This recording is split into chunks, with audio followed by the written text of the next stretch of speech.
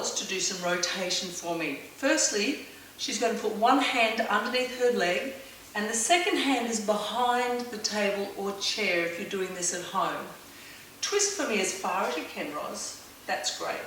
So she's going to apply some strength here. She's trying to twist around as far as she can, holding that there for 10 seconds and then returning back to the centre.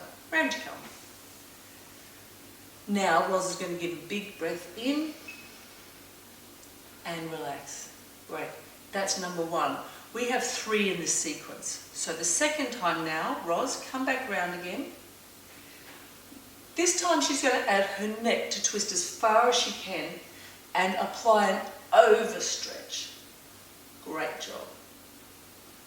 Excellent. And back round you come again for me. From this position, another cleansing breath.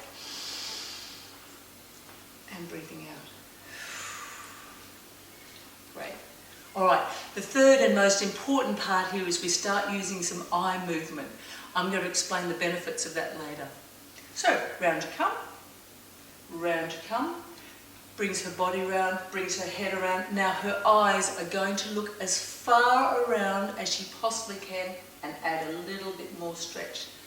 Can you see where she is now to where she was beforehand? We've got another probably 15 degrees of rotation here. 10-second hold, and then back you come. Could you feel that difference? Oh yes, yeah, it was quite amazing. Yeah. You'll get really good benefits from this. We need strength and rotation to help us with everyday movements, helps us solid our base for our shoulders, and helps us with our diaphragmatic control.